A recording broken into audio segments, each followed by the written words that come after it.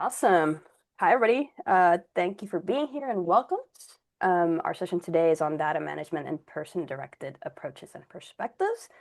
And our goal is to explore how person-directed data practices can improve data collection, comprehensive care, even how we use data, particularly for people that are experiencing homelessness or any type of housing instability. So we wanted to start by learning a little bit about our audience and who we have here. So if you can put in the chat your name and where you're joining from, and then think about any current data practices that you have. And if there's one thing that you can change to make them more person-centered, what would it be? So while you do that, we'll go ahead and introduce ourselves. My name is John Dominich. I have a slight cold, so I might run out of breath. I am located in Puerto Rico. I've been working with data for many, many years. I worked at as a COC. I've been a program manager for about 7 years, and data is my thing. I love data, and yeah, I'll let my colleague introduce himself as well. Thanks, Joanne. My name is Ian Costello. I am a senior data analyst at CSH. I live in Pasadena, California. And the thing that strikes me is to build relationships and trust before collecting data when possible. You're always ahead of the game, Ian. That's one of the first things we're going to talk about. Always ahead of the game. All right. So I see we have people from all over, some data analysts, some healthcare people. Um, awesome. All right. Well, let's get us started, and we'll start with why. Why does person-directed data management matter? And first, I wanted to break down what that means. And it simply means just putting people in the driver's seat. So when it comes to information, which I'll use information and data interchangeably. I feel like sometimes data is a very overwhelming term, and information is not quite the same, but very similar. So sometimes if you're intimidated by that, just think about information when we talk about data. So information management. So it means putting people in the driver's seat, and instead of the clinic or the providers or other people that are involved in the process making the decisions, you put people in the front seat and you allow them to have a transparent process in which they're collaborating and in which you're centering the people that we're ultimately serving. And so why does that matter? And Ian went ahead, of course, as always, because there is a correlation between the way that we use data, the way that we collect data, the processes, and the outcomes that we get. Think about it. If you are being served and you don't understand what's being collected or why, that relationship is starting off to a rocky ground. So by you being able to really build that trust and people understand what you're collecting, what you're going to do with it, and why, you start that relationship with trust, which can lead to better communication, better care, better data quality, probably, because people will actually maybe answer honestly, and you'll have better data accuracy, and ultimately even better outcomes. So that's why this is so important, and we'll talk about it more throughout today. We'll go to the next slide. And so now that we know why, I'll break down a little bit about how today's going to look. We're going to have three kind of big themes, sections that we're going to talk about: data collection, data access, and data use. And we're going to look at them in terms of like, what are just an overview, what are some potential challenges, and what are some potential solutions. So that's kind of the gist of today. And we'll stop for discussion. And if you all have questions, please put them in the chat. And so we'll start with data collection. And a quick overview, because I like making sure that we're all on the same page when we talk about things. When we talk about data collection, it's collecting that information that we're going to need or that is requested or that will help us understand whatever question we have. And so this could look like asking questions on a form in an intake process. It can look like updating demographics or capturing symptoms or notes or goals, or a person's actual experience.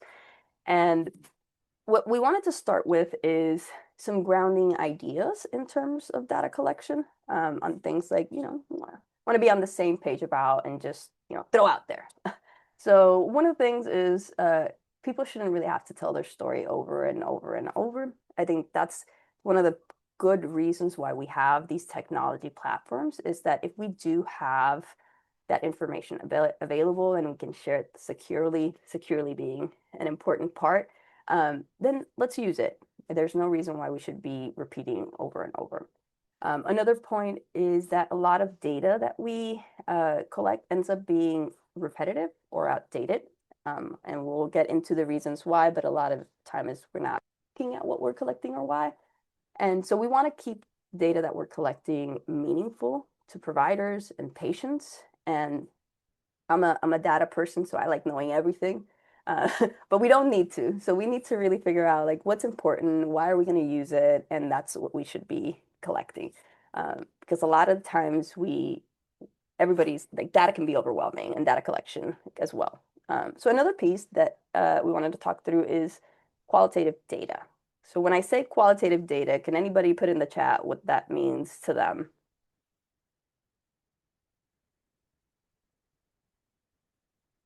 Let's see. You can't answer, Ian. I know you're itching too. Or come off mute. And what does qualitative mean? Boom, Rebecca. I always ask because y'all people usually have a way better way of saying it than I do. So non-numeric, objective experience-based narrative. That's beautiful. So there's just two types of data, and a lot of the times we put a lot of emphasis on the quant part, which is the quantitative, which is the numbers. So how many people that leads to counts. It's a lot of counts on how the demographics or how many the percentage of age. And so people put a lot of focus on those numeric type things and we forget about the experiences and the non-numeric things. And so that can be exactly as Rebecca said, it's just people's narratives, people's experiences, and that could look like feedback, and that could look like, talking to somebody and collecting that information. And those really, truly are both really important and work together. And so when we think about data collection, we should always have those two in mind. And then lastly, uh, every question needs a purpose. We talked a little bit about it, but if it doesn't help you, it doesn't help the clinic, if it's not super important, then we shouldn't be collecting it. All right. And so we'll move now to some of the data collection challenges. There's a lot of challenges, so we're not going to get into all of them, but we found that there's one big challenge with data collection, and that's just being able to stay current, keeping up. Things are always changing. There are best practices that shift, language evolves, and certain specific data elements change language. And so all of these changes are happening, and a lot of times our forms and our process, they stay the same. We don't really go back and take the time to truly, fix those. And so that's where problems pop up. Like we're asking outdated questions, and we're asking them because whoever came up with this form came up with it 10 years ago, 5 years ago, 4 years ago. They haven't looked at it. We don't know why we're asking it, but we're still asking it. And so we have a lot of information that we might not necessarily need. And this is not true for everybody, but it is something that we see a lot in terms of just outdated information. Another thing is that we're collecting similar information in multiple places for multiple purposes. And it can be slightly just the tiny difference, but we are duplicating it because it's slightly different. Or it might be exactly the same, but we're collecting it in different places. And yeah, and we talked about the last one, which is we don't really need it or understand the purpose. So the good part is how do we address this? And it sounds really easy. We'll go to the next slide, Ian. Um, but it takes a bit of work. So it's understanding your current state. That's one of the ways in which we can address this data collection challenge in terms of staying current is doing a quick inventory and asking yourself, what data are you collecting? Who are you collecting it from? When are you asking the question in the process of a person interfacing with healthcare or providers? When is it that you're asking these questions? And how are you collecting that information? How are you asking the questions? And most importantly, why? I had instances where I had two different funders and they were asking for the exact same thing, but it was just slightly different in terms of like the date, or maybe one wanted it a quarter, or like very insignificant differences. And so looking at all these requirements, putting them together and seeing if there's a way where you can streamline data collection so that you're really being intentional about not overloading data collection burden on the person that has to answer and on the person that has to also ask the questions, because that could be a huge burden as well for staff that have to ask really big, repetitive.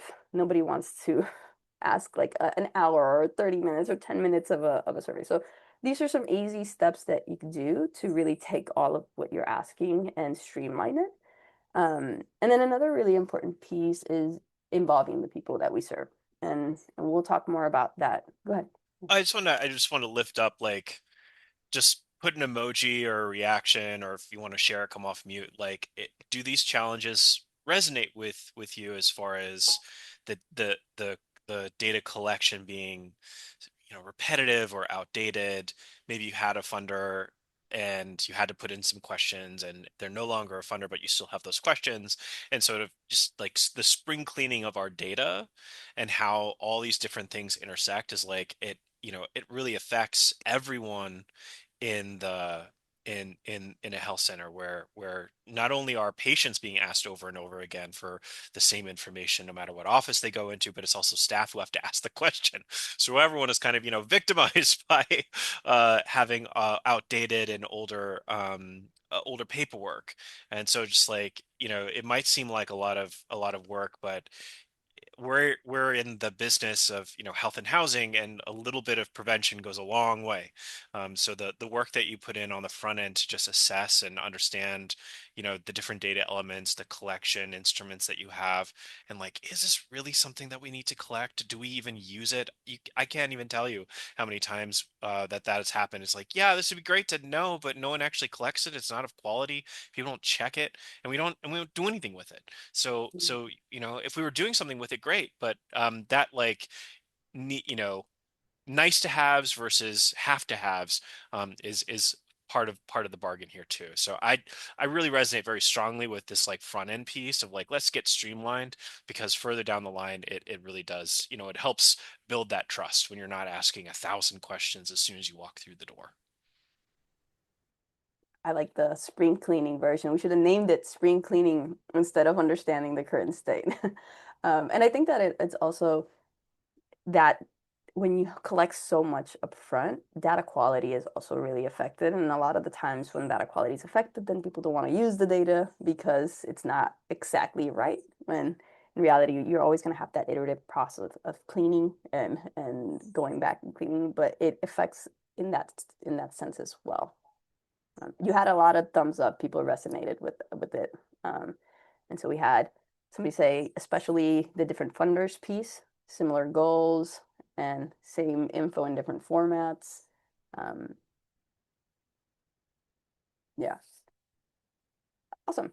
Um, so and we can go back to that one, Ian, just for a second. And so one of the pieces, and we'll talk about it now more, but um, involving the people that you serve is really important, and they can help review your questions and point out, what feels irrelevant or confusing. And sometimes you have to ask things because you just have to, because you have a funder or you have something. But sometimes the way in that you're asking it, that's something that could be troubleshooted and could be made, shaped by the people that we're serving so that it resonates more, it lands better, it's more respectful, more person directed. So that's one thing to consider.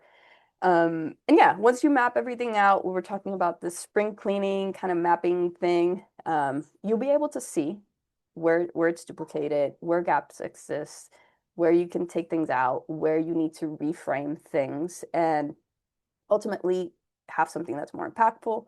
You can make these updates and it review it. I think this also helps when you have different funders to manage up and to, they might say no, but they might be like, oh yeah, that's exactly the same. I don't need that. I had the situation where people were asking me for reports because or things specifically because we didn't have something that we were putting out, so they just came up with a thing, and it was sometimes easy to talk to them and be like, oh yeah, that works. And there might be instances where it wouldn't work, but being able to kind of correlate the similarities and the differences and the reasons why can help also in that sense.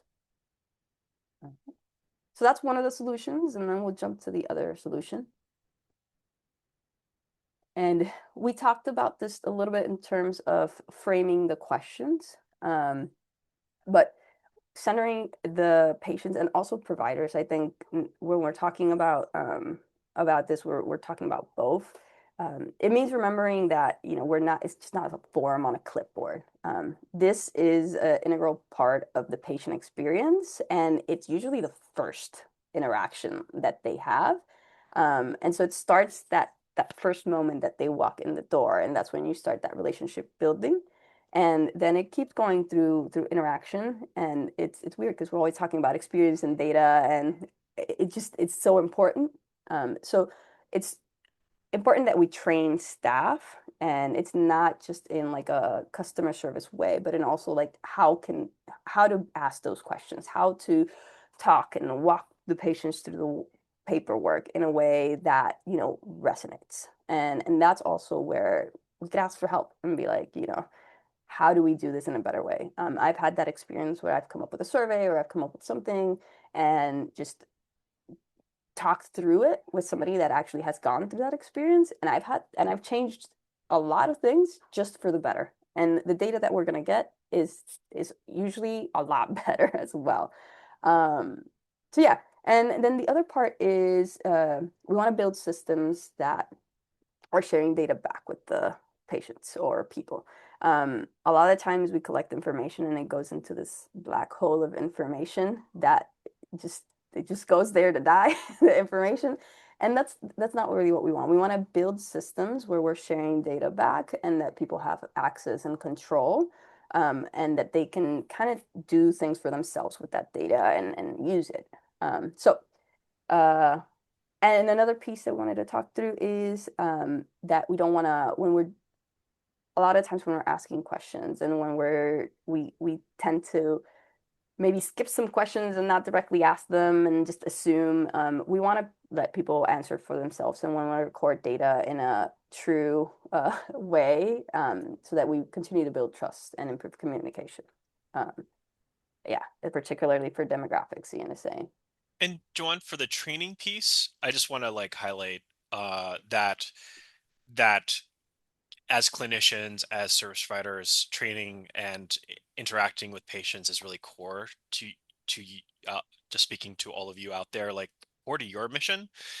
I'm a data nerd and a data analyst, and I work with a lot of social workers. I am not a social worker by trade.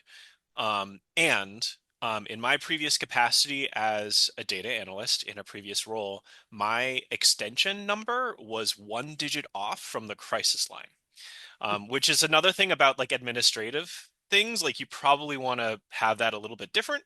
But I would get a lot of calls, and like that, I had to understand, even as a data analyst, what might happen when I pick up the phone on the other end, and not necessarily to manage whatever was going on the other end of that call, but to be able to redirect someone in a very concise, and supportive way, even as a data analyst.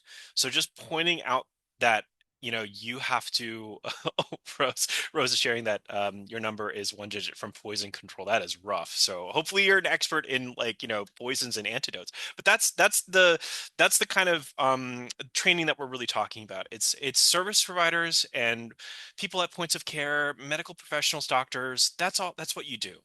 But your accountants and your data analysts and maybe reception staff also need, because anyone can, you're only a phone call away. And so anyone can really be in crisis, and it's not necessarily up to people in more support roles to manage that crisis, but it is important for them to understand what does it mean to provide care to patients in a way that directs them to the appropriate people with the least amount of links, so that they can get directed to the right care at the right time. So that's when we're talking about training, it's really holistic to look at your entire operation, and just because someone is an accountant doesn't necessarily mean that they won't get a call. And how that impacts them and how that impacts their patients is really, really important too.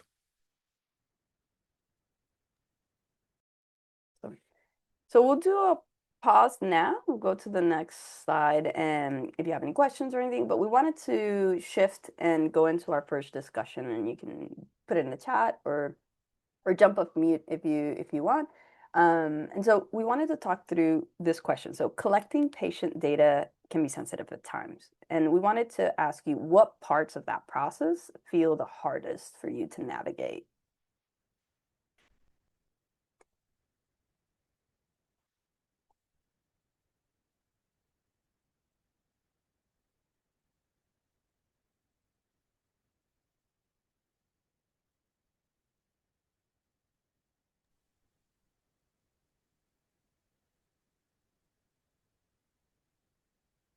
And this is sort of case in point. We're attempting to collect information, data. Maybe we haven't built a relationship yet with all of you, which is totally fine. If you do have stuff come off chat or come into the chat or off mute, um, I have found in my own capacity, like in my own work and capacity, that timing is something that has really stuck with me, and that it's really uh, we may have more influence over the data collection than we realize.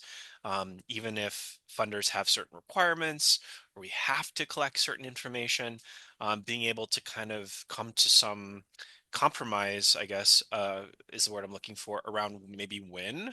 So maybe a sensitive topic or a sensitive question around someone's maybe personal history it doesn't need to be the first thing that they fill out within the clipboard, even though administratively it's easier to just, here's a clipboard, fill all this out and get it back to me. But really, like maybe after building trust with a certain provider, and who knows who that provider might be? It might be the front desk, the person at the front desk that had that connection with someone, or maybe it's their provider further, within the health center. We don't really know. So being kind of like understanding of where do we get the better responses, and maybe kind of toying with when do we collect certain amounts of information, and how do we actually bring that bring those kinds of changes up. And Rebecca is talking about immigration status and need for services, and anything that re-traumatizes care needs. Information about substance use challenges information around substance use is challenging for our staff for a lot of reasons. Yeah, people may not want to disclose that right away. It might be sensitive, it might be embarrassing, but that's how we can understand how to best manage patient care.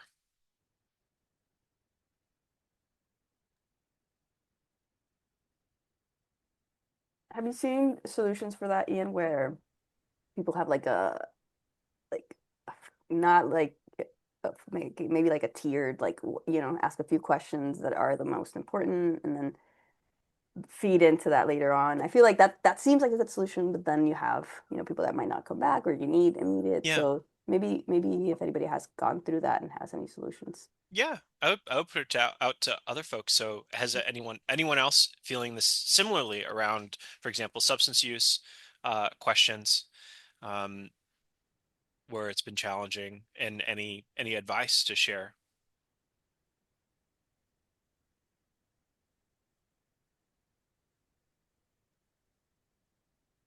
Mm, I don't know if I have necessarily advice. This is Austin Puka. I'm in Tucson, Arizona.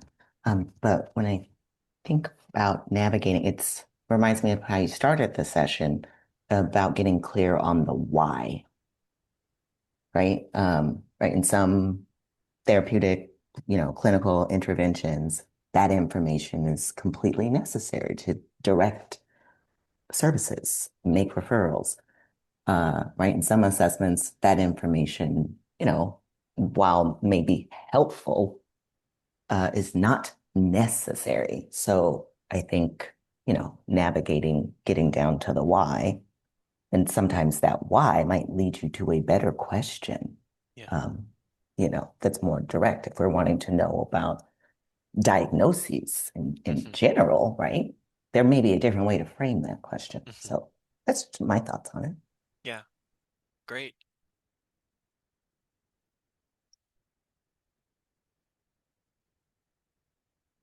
found the wording of the question helps. Jenny's in the chat. Wording the question helps, moving away from accusatory or negative language to a language of no judgment. Yeah. And we'll talk about this kind of further down the line. One of the things that you might, if you don't already do this, is like in a separate space from just patient care, if you can ask patients about the tools that are you're using in a way that is like, how are we doing? How does this question strike you? It can be worded differently? How did you think about it when you were, confronted with these questions? Um, uh, that might be a way to also kind of understand the other angle. Like, what does it mean to have, to be in the patient's shoes, filling out this paperwork? What does it feel like? And how can we make that better? Kim relates in the chat using basic motivational interviewing skills. Yeah, for sure. Like back to basics, back to training, and thinking about how do we get people to engage? How can we build trust as rapidly as quick as we can, while also being mindful of what we need to collect. Lindsay saying depression screening can be difficult for a few reasons, specifically when patients are offended about being asked and making sure staff know what to do when a patient indicates suicidality. Yeah. We'll talk about, I'm going to save it for later, but I'm going to write it down and I'll come back to that piece when we talk about language. John, I can pass back to you if there's Yeah, nothing else. I think that wraps up this section, Ian, unless anybody else has anything else to share on that. Nothing major, but Lindsay's comment also just makes me think around like cultural, implications to folks' responses. My cameras are on because I have some technical challenges, but I myself am like, if you were to see my face, I'm a multiracial woman. And so culturally, the way that I respond to data or questions, screenings, is largely influenced by that culture I was raised. Yeah, great point. Great. Well, thank you all for sharing. Please do keep things coming in the chat, and there'll be certainly more opportunity to share as we go forward. So the next section, and like Joanne had laid out at the beginning, we're going from like data collection through access and sharing, and the last piece will be use. So trying to follow kind of a logical flow of how data may very well flow in your organizations too. So when we're talking about data access and sharing, from collection, I think as I'm sure you all sit out there, it's like we collect a lot of information. We know a lot about patients.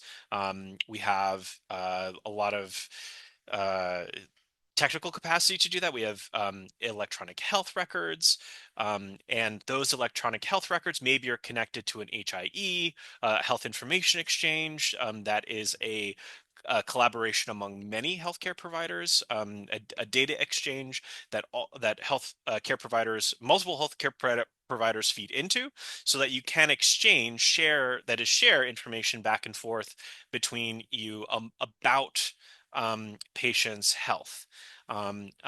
There is a lot of use. There's a lot of benefit that these kinds of structures, that is collecting information, storing it properly in an EHR, and sharing it through a patient portal or an HIE can provide. Like Joanne was saying, patients have agency and should have control over what their data are, have transparency into what's being collected about them and why. There's a lot of rules that are in place to allow for that. And so it's important that providers understand what those rules are, and then are mindful of that when providing data into EHRs and then sharing across. The the access that patients have and service providers have can be pretty comprehensive, and so the information about patients can also be quite sensitive, and so those are the kinds of things that we need to be mindful of. Starting with consent, there is a lot of as we were just talking about, substance use information, potentially immigration status and documentation. There's a lot of stuff that's quite sensitive. And so when you're sharing information, you have to do so as I'm sure you all know, with consent. There are legal and structural frameworks, federal and state, within your states, and also potentially within your own localities. There may be varying rules that you have to be mindful of that are strict, that are much stricter than, for example, HIPAA, or the mental health and substance use data sharing regulations. So just you have to be mindful not only of like the federal frameworks, but potentially ones within your own state and locality. And so obviously, if you're sharing information, it has to be done with consent. Otherwise, it's against the law, it's against regulation.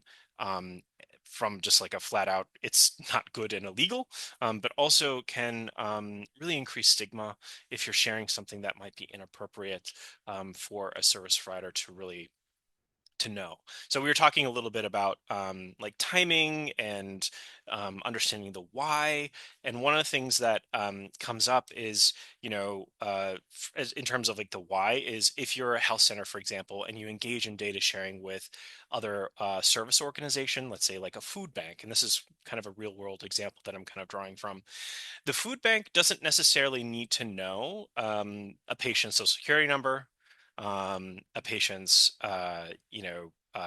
total medical history, um, but a food bank may very well need to know about someone's conditions that impact their diet.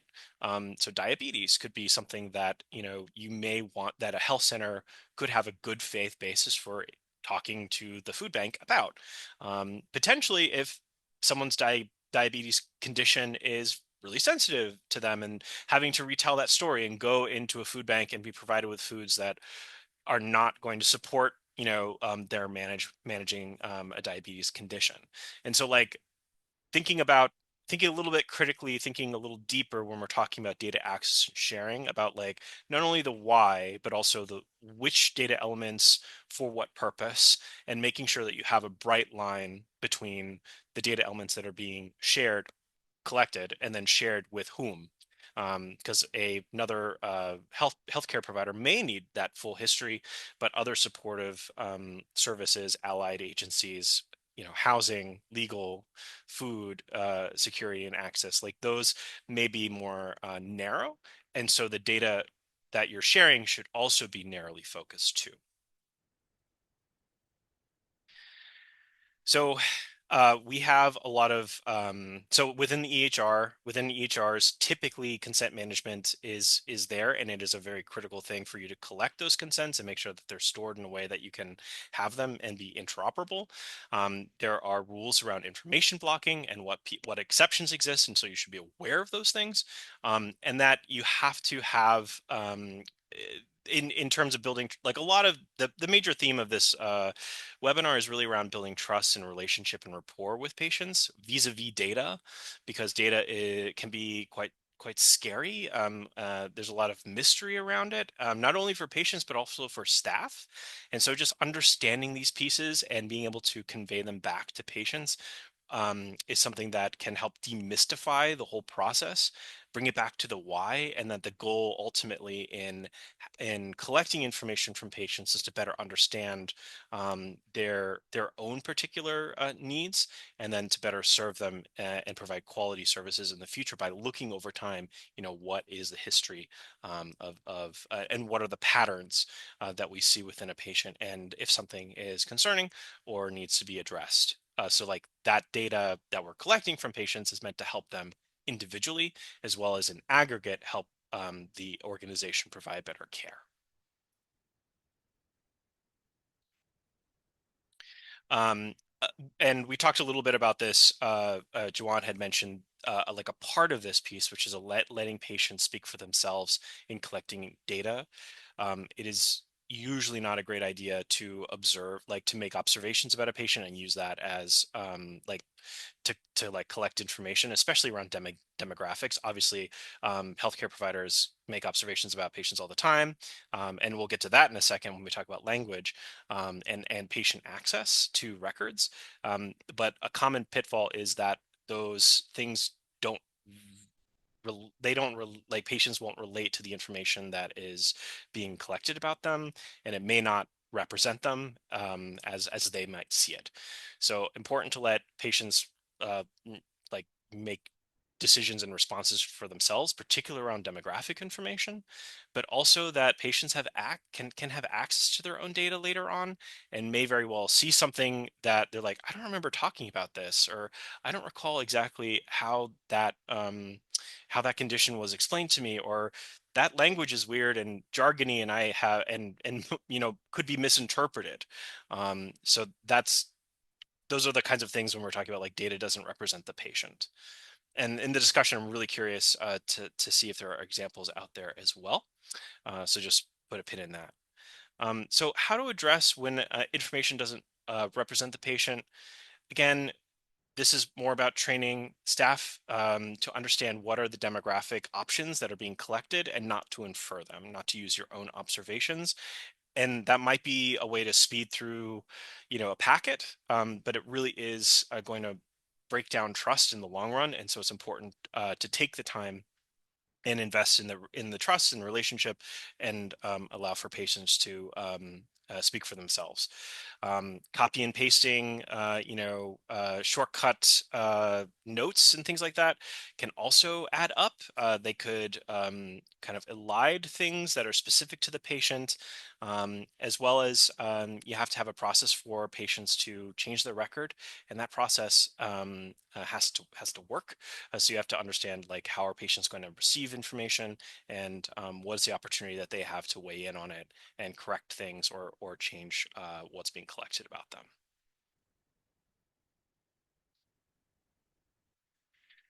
So there are rules around open notes, and around what documentation patients can see about them, and there's been a number of different examples out there that I've seen where um, uh, providers might use the EHR as a way to like manage inter healthcare or health center communications, and that's not a good idea because it could very well wind up on a patient record.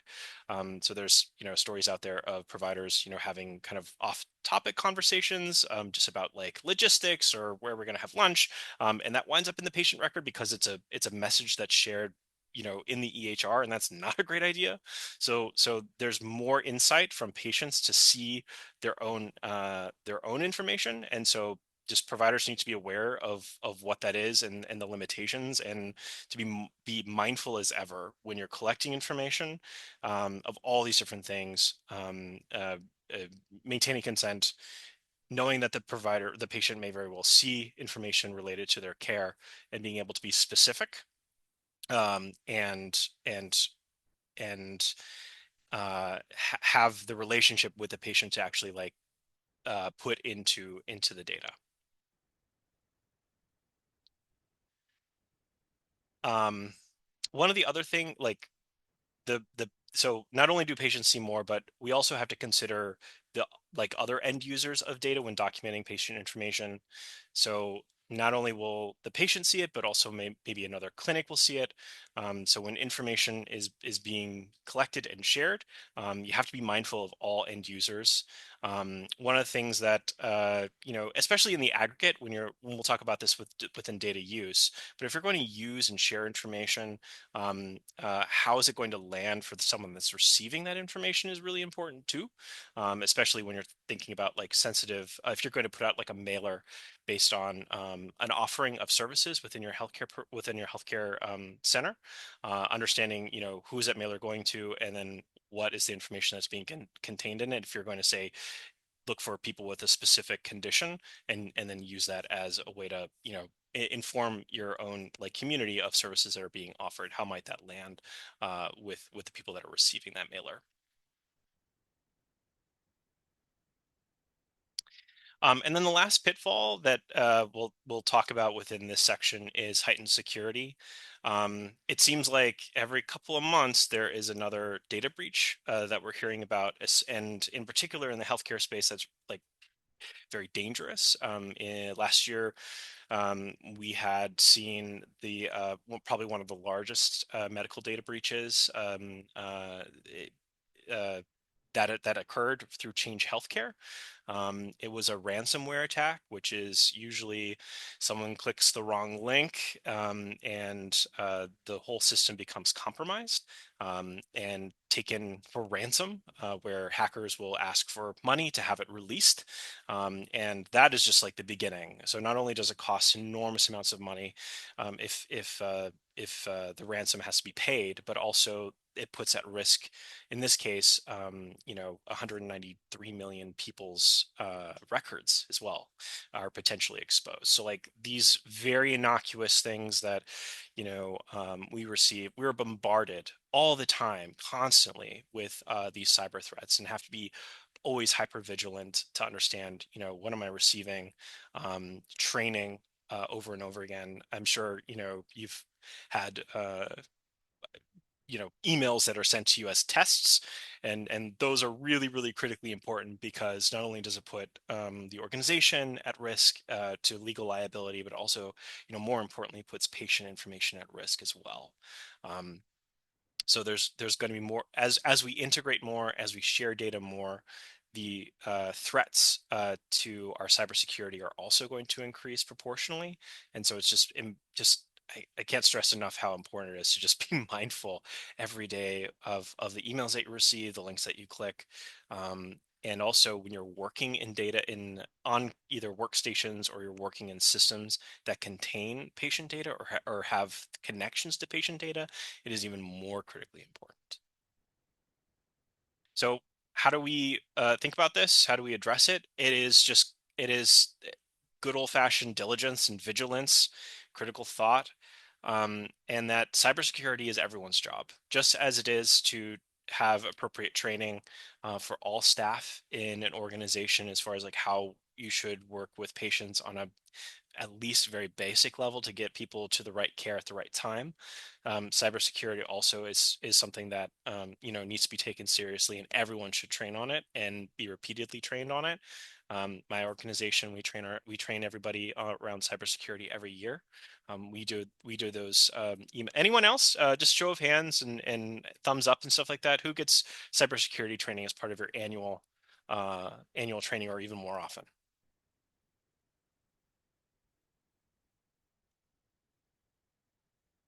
Yeah. Many of you. I'm sure all of you. And how many of you are like, yeah, yeah, okay, I'll just, click through the menus and that sort of thing. I know, I know. And that's something that I think we have to maybe be a little bit, we have to change our view on that. Cybersecurity is more than just like, let's click through the menu and go at 1.5 speed. We are all guilty at one point or another of wanting to do that, and just like really working every day to think about what is it, what am I getting, and what do I need to do with it. Cybersecurity threats rely on you being in a different headspace, rely on you looking for immediacy, and speed and impact. Like those are the kinds of things that cyber threats prey on us for. You have to do something right now, you have to click right now, and so just when you have those feelings, just when you're thinking about the emails, just in the same way that we have to recompose ourselves maybe in the face of other challenges, like that's one of them that we have to be mindful of. If someone's asking you to speed up, maybe that's the time to take a step, take a breath, and slow down. Okay, so given kind of the new regulations that we talked about, patient access, proxy access, how you talk to patients, what do you think about sorry, I'm confused myself. So, given the new regulations we've discussed, and the ways that patients, their proxies, and other providers have more access to more data, how are you talking to patients about this, if it's come up at all? Or if nothing's changed for you yet, what do you need to think about adding to those conversations with patients? So, when you're engaging with a patient, how do you talk about their access to their own information, and how you're maybe documenting the care that they're receiving?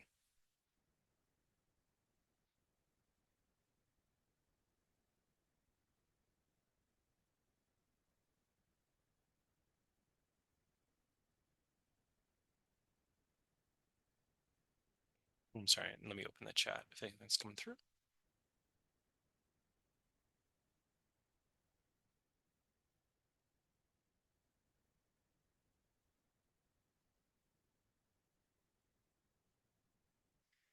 We talked a little bit about language, and I'm just wondering from your perspective around like case notes and things like that, what might patients um, see that are really common jargony terms that in the medical care like realm wouldn't be necessarily concerning, but from a patient layman's terms may very well. So we talked a little bit about like substance use disorder. I think one that came up would be that drug seeking behavior could be a really challenging thing to write for someone to read. Some other things around patient reports that.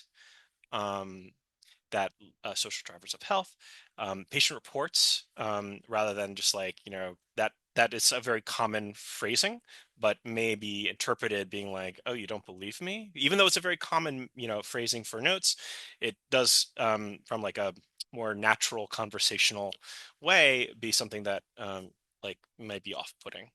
Any other things? Any other language that you can think of that might go into a case note that a patient might read and be like, what is that? Different acronyms mean different things. So that's something that uh, shortness of breath, is often an acronym, which has different meanings in different contexts. So someone reading about shortness of breath within their record may be very confused. So spelling out acronyms is important in notes more than ever, and using shorthand. I've had folks kind of be off put by the like adherence or compliance. People are non-adherent to Medicaid, right? Non-compliant. Yeah. Because it feels almost like chastising. Yeah. Yeah, yeah, Yeah. Judgmental. It sounds mhm, judgmental. yeah. Any examples? I've listed out a few.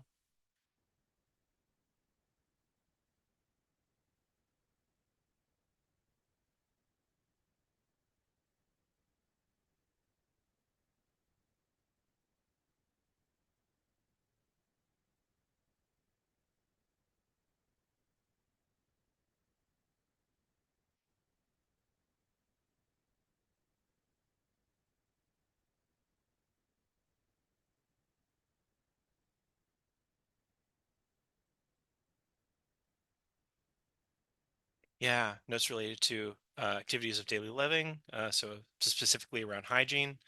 Yeah, someone reports being, a patient might read them being disheveled, or out of sorts, and that might be concerning to folks. So one thing to consider is as you're taking notes, as you're collecting information, certainly sharing it. As someone might be writing notes, it might be best practice to also like uh, provide commentary to the patient, saying, "I'm going to put in your notes X, Y, Z," so that if a patient were to read that record later, they might have more context to put that observation in.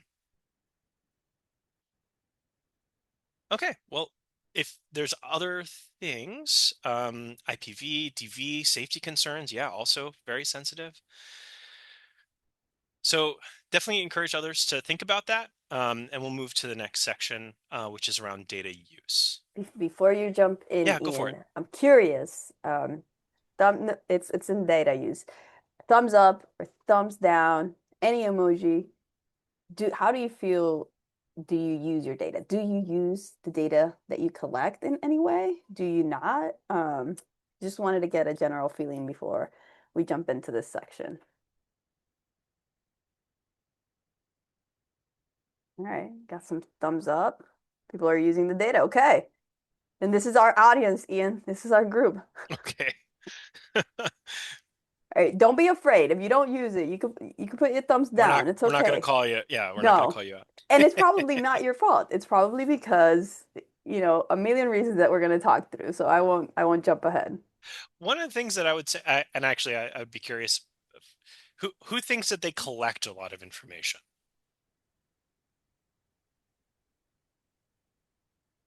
I certainly think that. I think we collect a lot of information. And in the collecting of a lot of information, we may be not using it. So that's kind of the rub that we're talking about here is like we collect so much information and we know so much about patients and we sometimes share that and have access. But then when it comes to the use, it's like we're just too exhausted and we haven't thought through enough. We're just trying to get to the next thing and we're trying to get Yeah. people to fill out the information and we're not actually getting to using it.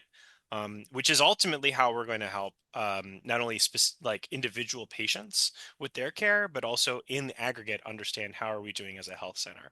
So that's I think the rub that like necessitates this is like patients being at the center of their own data, the center of their own care. Also, with that effort that we are all investing to collect that information, build trust, it's incumbent on us also to like use that information then to better services and serve patients better as well. Yeah. I mean, that's the whole reason why we collect data. It's to Right. improve performance, improve systems, improve. And so I think a lot of times we get lost in this map of confusionness and funding requirements and just like jargon, and we don't get to that last point. And a lot of the times I've seen it's really helpful to get together and start from the end. You Yeah. start from the end picture of like what are the outcomes, what are we trying to improve, and then see how that maps to the original data collection, or does it? And then Yeah. that helps. All right, let's jump And, in. and yeah, for sure. That's a great segue. And from like the through line here is as we collect information, as we share it, all of that should be in service of patients individually and then collectively. And if it's not, then it needs to go into the bin. So at the start of the conversation we were talking about creating an inventory about understanding who, what, when, where, why, about like all the different data elements that we're collecting, for what purpose. Is it a funder requirement? Are we just asking it for fun? Do we have a specific purpose in mind? And that's what we're hoping to find out, because as you use information, if you're not using it, then why collect it?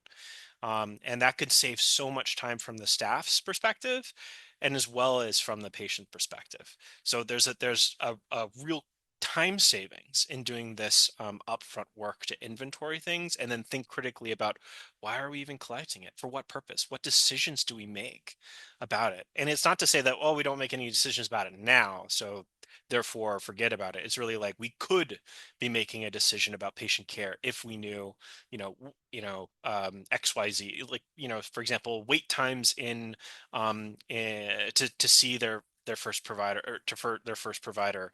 Can we understand the time differential between when someone's walking in the door and when they see their first care provider? That might be something important to know. That's really difficult to collect. And so like is the juice worth the squeeze there? Like, where are we really understanding challenges, and do we need to really collect every stitch of information now, or can we reduce it? Inertia, like data inertia, is a very powerful thing where it's like, well, we've always done it. I don't know about you, like like any organization, we have spreadsheets that are like ancient that we've used and we always continue to use, and having someone to say like, well, why are we using certain tools and instruments, and is there a better way to go about it, can ultimately can be hard to get that initial energy up. But once you're able to like overcome that like initial inertia, being able to improve becomes a much easier prospect in using information. All right, so some of the common pitfalls that we have, data, like I was just saying, that's my soapbox. Data is collected but not used. It's like the biggest pet peeve that I have, because even if we try to collect everything, it's patchy at best. Data quality becomes an issue because no one's focused. Everyone's focused on everything, and so no one's focused on specific things that we can actually have impact and action on. If everyone's worried about making sure that the whole record is filled in. So that really stands on policy and procedure. It's all based in I don't, and kind of show of hands here, safe space. But like, I've been in organizations that where say, well, we're supposed to, the paper says this, the procedure that we need to do says this, but how it actually works is you have to do X, Y, Z. So like that's something that has happened where the policy, the written policy and procedure is different than what is, the oral tradition of your organization of how you do things historically. And relying on that like storytelling from colleague to colleague is difficult, especially if policies and procedures don't align. So like the alignment between policy, procedure, paperwork, process, patient experience, all of that leads into itself. It provides good succession planning. It provides transparency, and it also gives people like a very clear understanding of what to do next without having to stop and ask questions, and potentially make the wrong choice because they heard from so and so that, oh, we've always done it this way, so we can continue to do it that way. So the data collection piece, and how we use things are all tied together with how the policies and procedures and documentation should be structured. And if it doesn't match, then change it. That's the other piece about like the spring cleaning, is to align all these different concepts together so that it becomes much easier to train folks. It becomes much easier to also explain the why to patients. If providers don't understand why data is being collected either, then it's like, I don't know, just fill it out, and that's not a very good way to build trust long term. So that's the idea. Okay, well, that's all well and good, but like, how do you do that? One of the ways that you can think about it is to develop or review what are your key performance indicators. So I pulled one out of the hat, which is the wait times. Maybe that's not like the best indicator, but it could be from an administrative standpoint of like how long does it take. People may have sign-in sheets, and so you're able to kind of like provide some estimate about wait times, but maybe it's collectively, how are we doing? And I know this is something that, UDS, for example, has, but like, what about someone's diabetes management? What about someone's housing conditions? What about someone's long-term care? The cost of care? Um, uh, there are different indicators that you can have in aggregate, not only on a individual provider, like an individual patient perspective, but in aggregate, collecting all that data together. How the health center performs can also be, part of your KPIs. Does anyone have any thoughts about like what KPIs are already tracked within your organizations?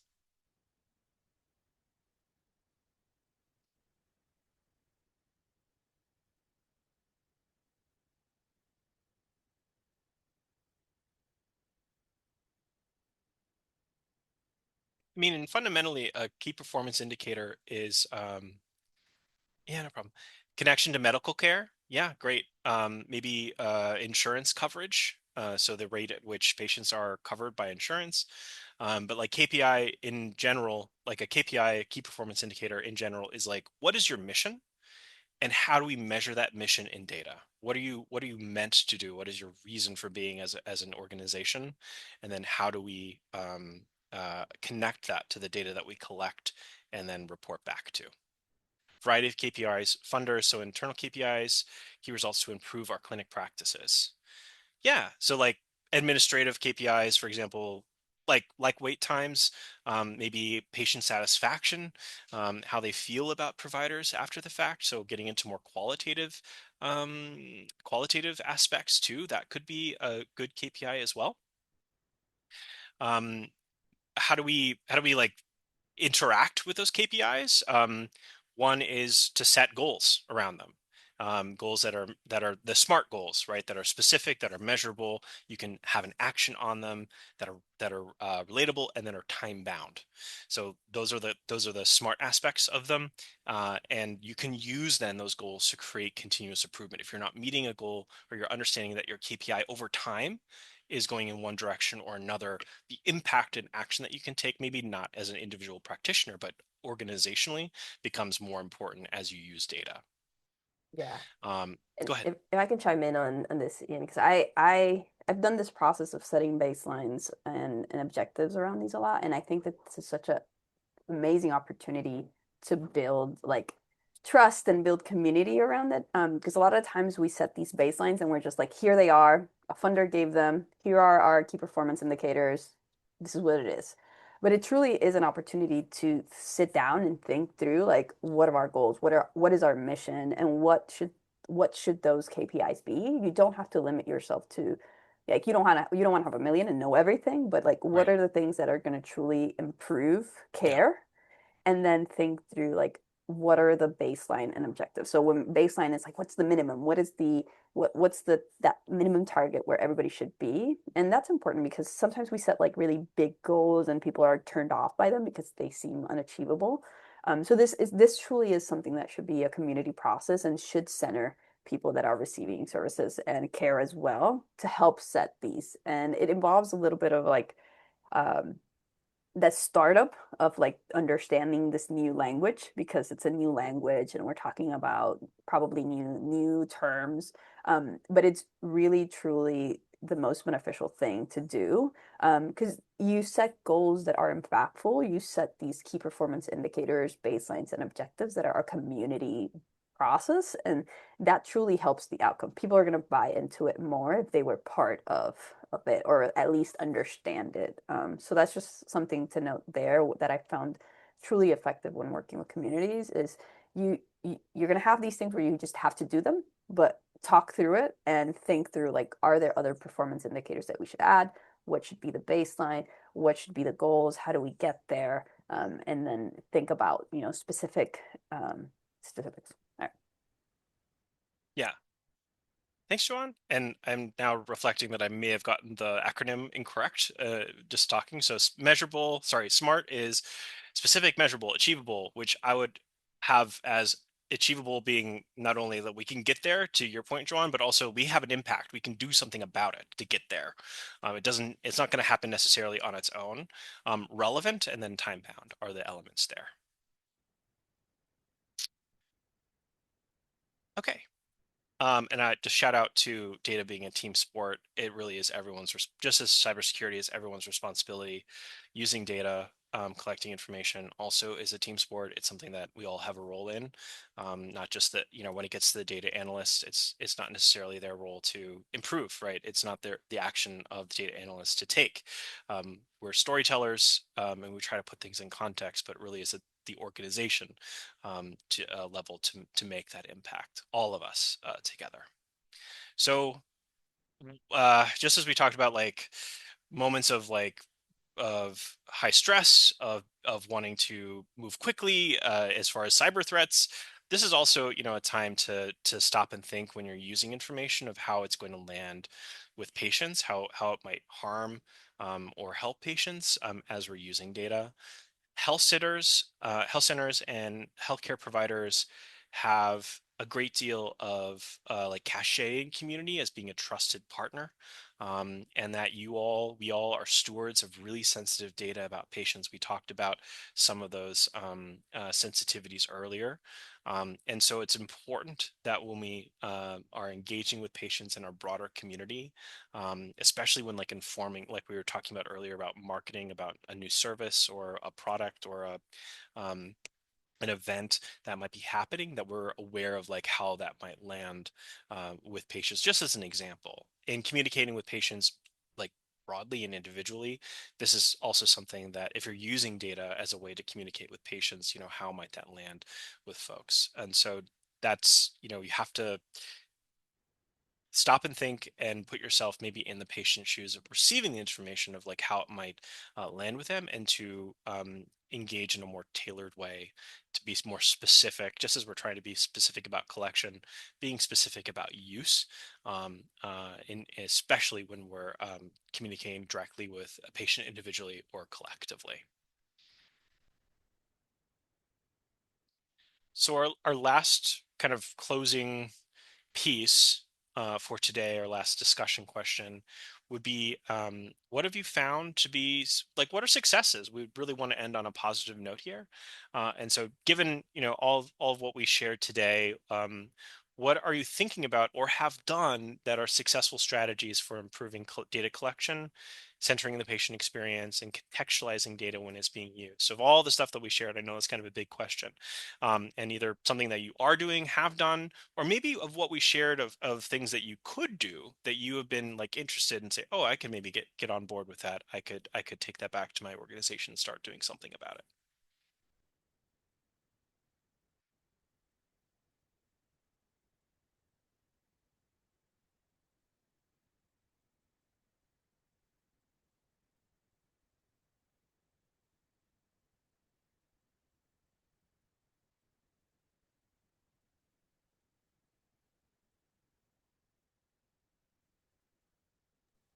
I'm hoping at least one person is motivated to do a spring cleaning and that they'll call it that also.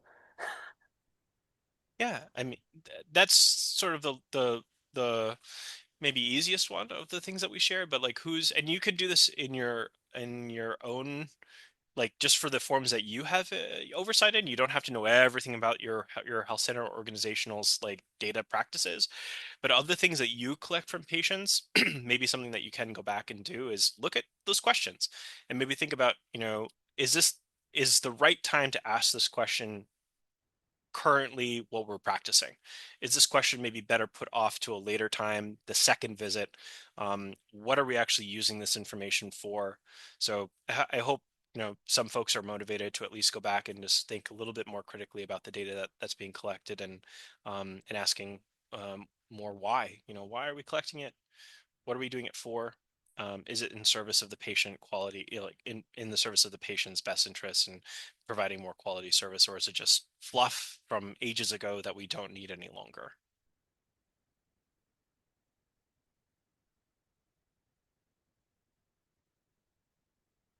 Lindsay in the chat, being super intentional is extremely important.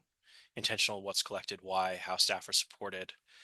Yeah, how is communicated to patients, how it's documented, who it's shared with, how it's shared, how often it's shared, et cetera, et cetera, et cetera. Yeah.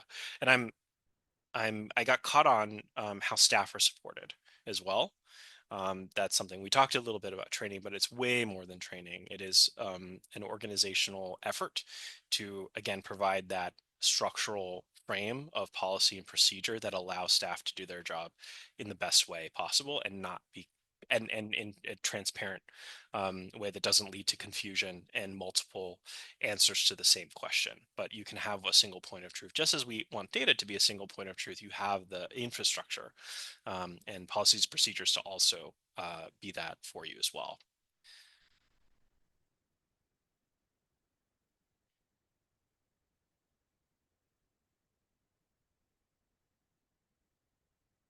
Great, we can continue talking. I think we got a little bit more time. I'll pass it back to Joanne. Perfect. So, oh, sorry. What? Can you hear me now? Yeah, Yes. the wired thing got me. So yeah, we're gonna pull up our evaluation questions, and if you can take a few moments to respond to the Zoom poll that came up, and we'll just wait a few minutes for that.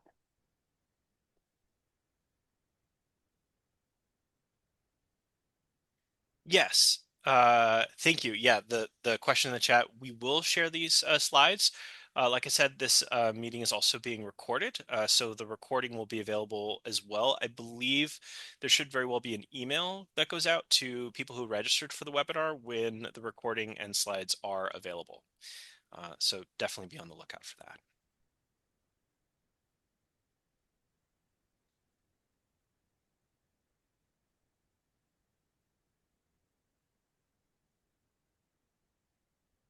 Okay, I can leave the chat open and maybe we can advance the closing out.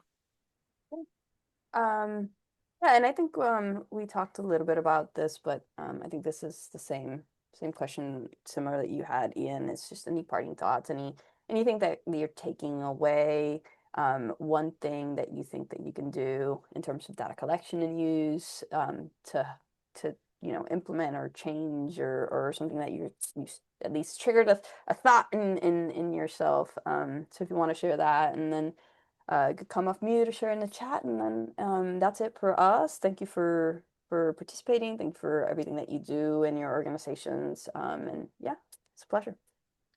And then the very, very last thing that we will say is that, and I'll just read it out because we have this disclaimer language, but the Health Resources and Service Administration, HRSA, HHS, provided us with financial support for this webinar, and the contents of the webinar and of us, the authors, may not necessarily reflect the official views or policies of HRSA, HHS, or the government, and HRSA has more information at their website if you want to take a peek there.